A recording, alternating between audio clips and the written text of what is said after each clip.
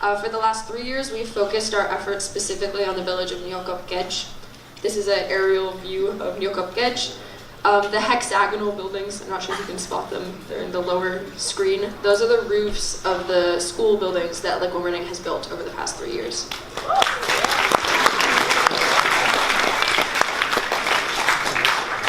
And here is a close-up version of those same buildings. That's the learning village where we have the buildings.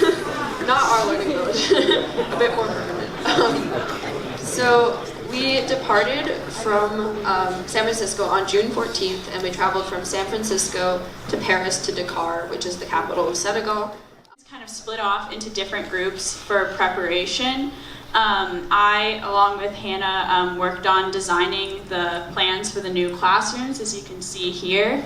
And the way this worked was I would kind of draw up something on Vectorworks or sketches, and then I'd send it to Mr. Fall, and then he would send it to the local builders, and then they'd like give back a response. It was a very collaborative process, which I really enjoyed.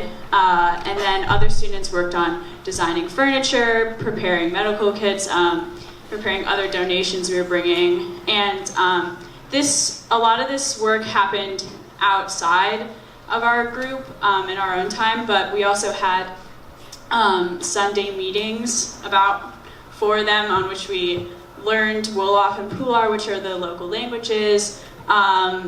We learned about the culture and did other prep like that. So now you're going to see what the buildings actually ended up looking like.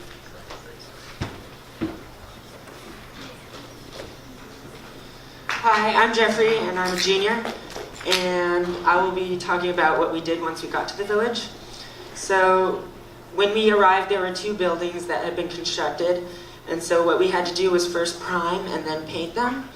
There were 2 buildings. One was an add-on to the French school that had previously been built by other groups, and then there was an Quranic school that we painted. In addition to that, we made for the French school 46 benches and desks. And for the Quranic school, we made 26 benches. The building and work went very smoothly. We had some ups and downs, but it just made the experience a lot more enjoyable.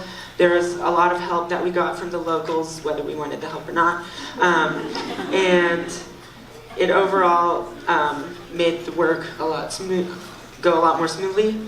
We also got the chance to work in a clinic that was set up in one of the buildings, and that gave us a lot of valuable experience in dealing with the medical and learning about the medical needs of the community, and getting a chance to help out. So, yeah.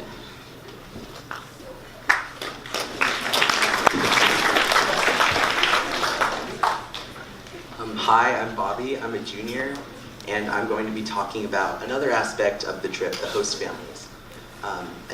Another aspect that was important to this trip was the cultural exchange, and that was played out through host families, where families in the village would volunteer and host students. Some host families may be related. For example, Annabelle's family and my family were related, so we spent a lot of time together with our respective families.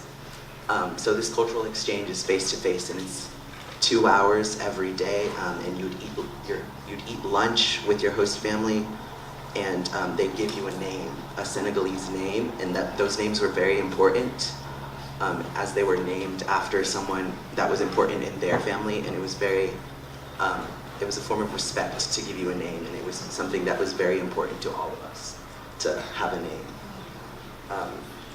And also something that was interesting was the struggle to communicate actually strengthened our connections with our host families. And for me, the host family was kind of the most precious and like cherished moment in my experience on the trip. Because you'd stay with these people for 2 weeks, and you'd laugh with them, and then you'd be with them face to face. And it was just truly something wonderful. And at the end of the trip, our host families gave us traditional clothing, and we wore it on the celebration on the final day we left.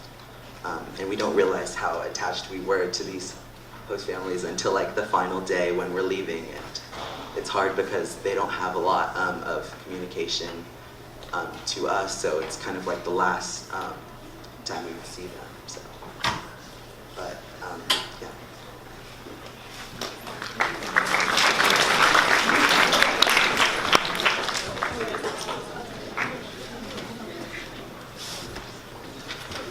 Hi, I'm Isabel. And I'm Allie, and we're going to talk a little bit about the food we had in the village. So every day we would go to our host families' houses and we would eat lunch with them. We ate lunch out of a communal bowl, and the meals usually consisted of rice, vegetables, and fish. We also had the opportunity of eating with our hands, which was pretty messy, but it was fun to learn from our siblings. And every day after lunch, we had a tea called atai. We were usually offered 2 cups, and we weren't allowed to leave the house without drinking it because it was a really important part of our meeting with our host families. And one of our favorite parts of the whole trip was our visit to Mr. Fall's mango farm. And we got to learn about mango harvesting from his 6-year-old son, Sidat, which was really fun. On the last day of the village, there was a big celebration and a huge meal was prepared. Our little host brothers were really excited to present us with the treat of goat meat, which was really interesting. Yeah, and overall the food in Senegal was a really important part of the trip, and we guarantee that you'll love it.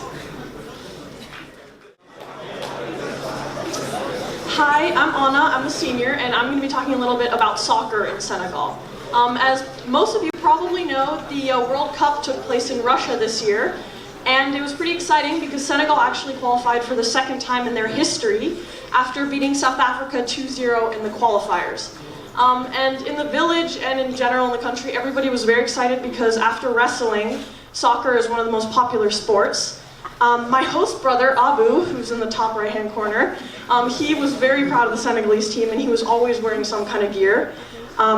And it was kind of visible in the entire village. For example, I remember sitting on the floor of my host family's house with Sabine, and we were watching the game with the older men in the village, and our little host siblings were falling asleep in our laps, and it was really cute. And then Senegal scored and secured their win against Poland, and everybody went crazy, and all the little boys started running outside, and they all wanted to play soccer in the sandy field, which was really cute.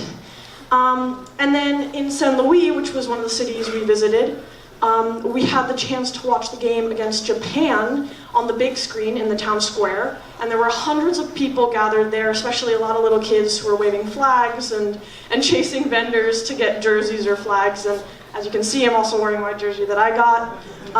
Sadio Mane, who's on the bottom right, he was one of the fan favorites, so every time I wore my jersey, somebody would cheer or say his name or something like that. And as you can see in the left-hand corner, that was the town square where we watched the game, and I guarantee that all of us can say that we felt pretty proud to be cheering along with everyone else as we watched the game. So it was pretty exciting to have that going on while we were there, just to see the spirit of the country and see how proud everybody was. I'm Hannah, I'm a senior, and I'm here to talk about some of the sites that we saw, which Sadie already alluded to.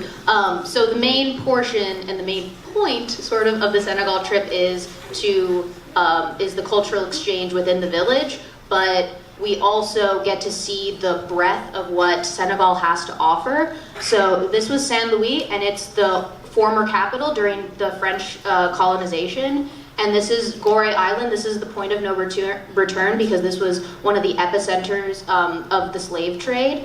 And then this is the African Renaissance statue, which is in Dakar.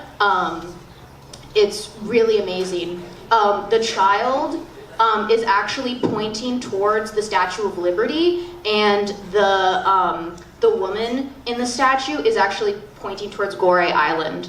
So there's like a lot of symbolic significance in this. So I think that's really cool. And also, please come see us in room 201 at lunch for more information.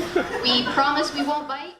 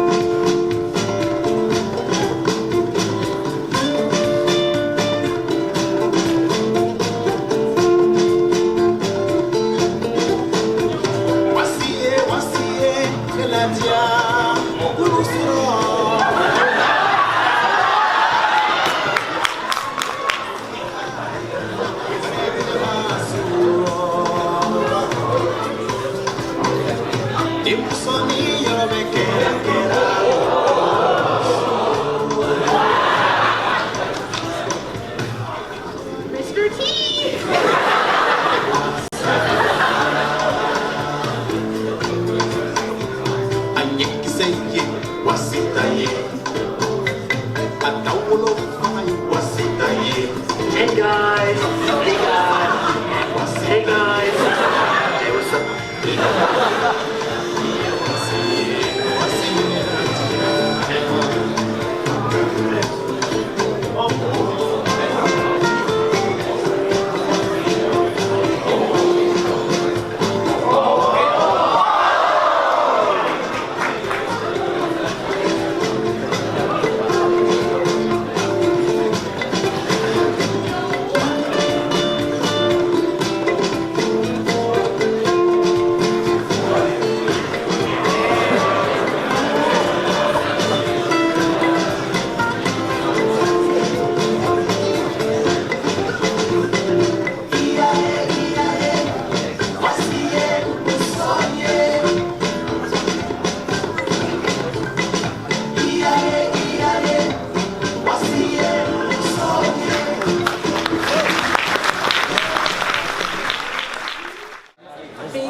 Thank you for the presentation. And now we would like to invite up Mr. Zavala to talk about the fall play, Chico's Monsters. Over the past 7 weeks, the students in the after-school theater program have been working very hard on the fall play. And we were very close to finishing the set. The play is an action-packed adventure featuring awesome fight choreography and high-energy dances. On a deeper level, the story explores many themes such as identity formation, gender stereotypes, queer questioning, gossip, and bullying. And at its core, the play is a celebration of family, friendship, and female empowerment. Tickets are on sale now. Performances are November 8th through the 10th. And now, without further ado, please enjoy this exciting scene from the fall play, Chico's Monsters.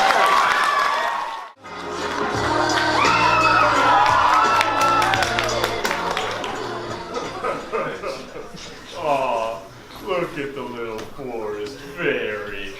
Hey there, little fairy, how are you? Oh! Overgrown sack of stupid. Just because I'm pretty doesn't mean I won't mess you up. Seriously. Did you guys see a sign on the way in here that said petting zoo? No? Then please do not. I don't think I like this fairy. Now get out of my magically enchanted forest, freakazoids, before I go all fairy berserker all over your ugly assholes. Hey, I thought fairies were supposed to be nice. Nice? Yo, do I sound Canadian to you? Nobody said anything about nice. Fairies are supposed to be happy. Happy. Ain't nobody gonna be nice all the goddamn time. And I'm driven like mad with some magical happiness. You know what makes me happiest? Kicking the crap out of any trespass in my magically enchanted forest. Okay, so I guess we can take the long way around the mountain. Whoa. You guys are going to the mountain? As in the mountain of steepness. As a matter of fact, yes. Oh, what for? To fight the Tiamat, if you need to know. All you had to say, mortals. Oh, yeah? Yeah. Get ready to push daisies, because it's throwdown time. Say what? One of the great guardians, bitches. But Yeah. And me and my wee butt are going to kick the crap out of all you guys. seriously, what could you possibly do? It is I, the great babe Steve, and I have come to all.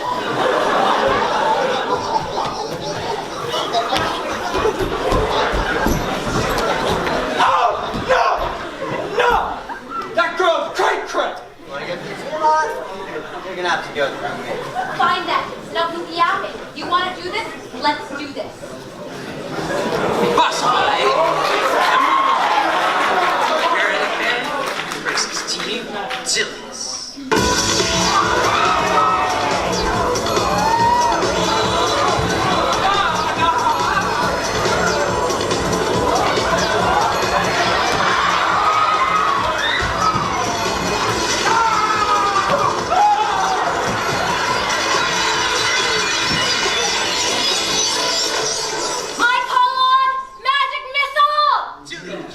Magic missile! Oh no. Holy crap! Holy mackerel!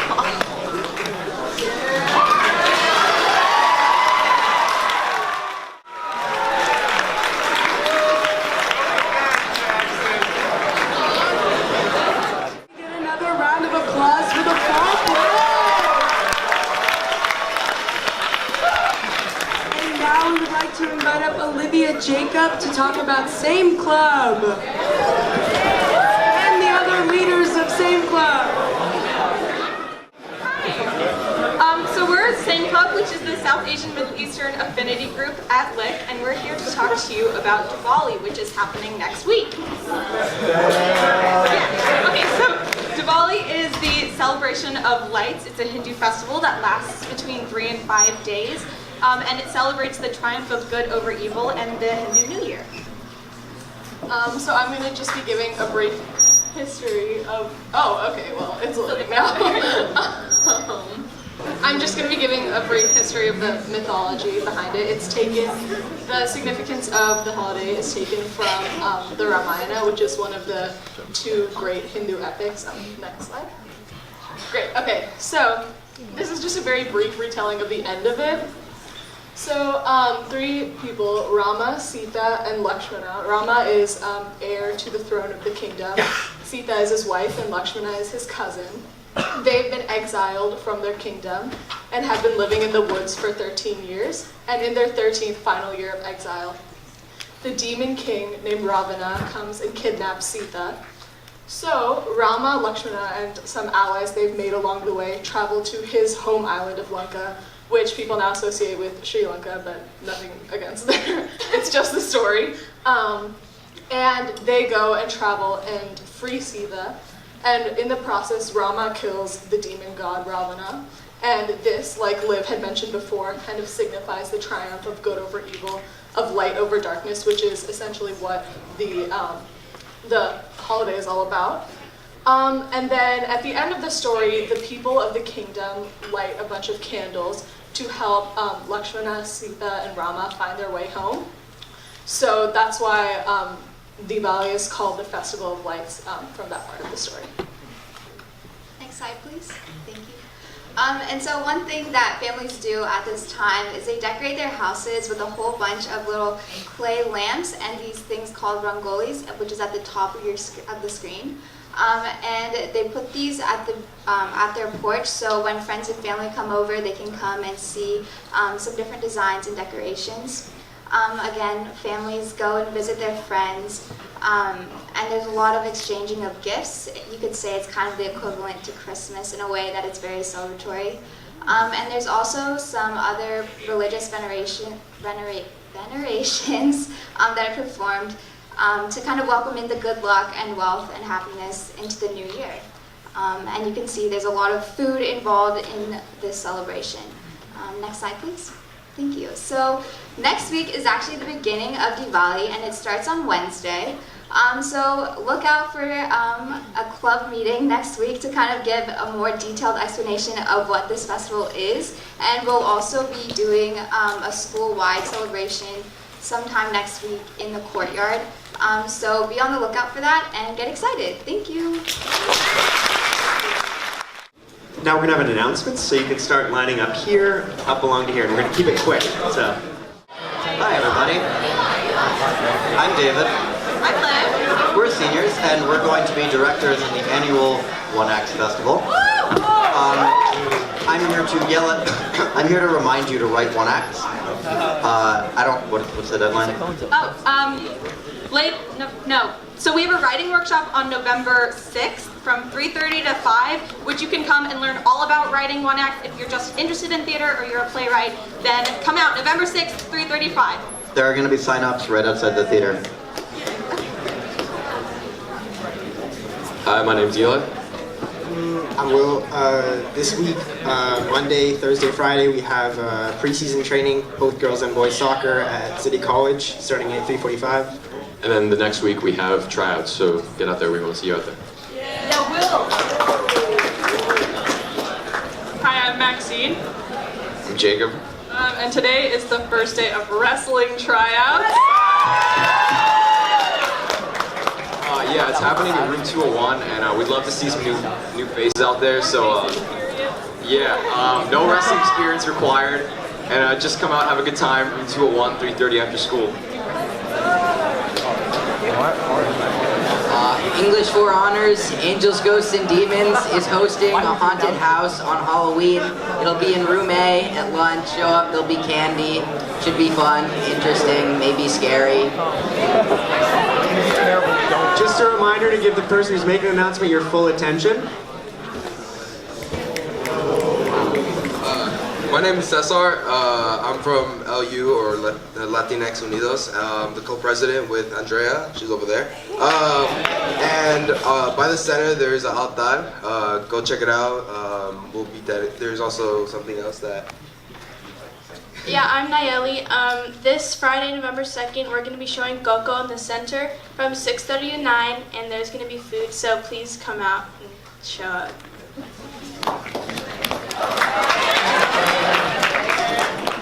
Hi, I'm Gavin. I'm Ben. And this Wednesday during lunch, we're going to have a costume contest. So you sign up in the courtyard, and then it's in the gym. We have some teacher judges. Best group wins a $100 gift card, and best individual wins a $50 gift card. So come out. What? The costume contest that we announced.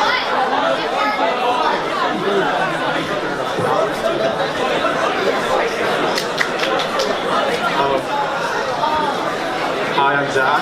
We have a Peer Connect social this Wednesday, October 31st. Come check it out.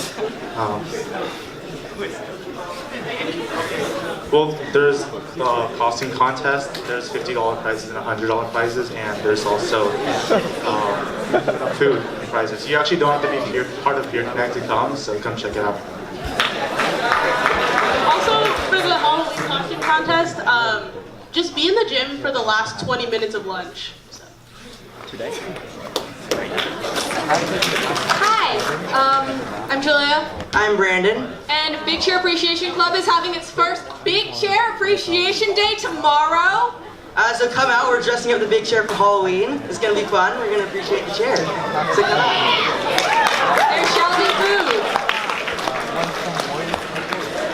I'm Josiah. I'm one of the leaders of BSU and AIF. There's an AIF meeting tomorrow and a BSU meeting on Wednesday about representation. My favorite bird is a kiwi. My name is Oscar. My favorite bird is a cassowary. The final cross-country meet is this Friday. It's BCL Champs. It's at Lindley Meadows in Golden Gate Park at 3:30, so you should come on out and watch it. Yeah, please come. Also, Nate's favorite bird is a carrier pigeon. Alright, I'm Justin, this is Ollie, and we are part of Drone Club. We're a racing club. FPV Racing Club, different. We're going to be having a bake sale this Thursday, November 1st, the day after Halloween, so don't eat too much candy. And I think Ollie lost some. Yes, and then I happen to have lost a great case about yay big full of drone gear. If anyone finds it, come see me. It's a $25 reward. Thank you.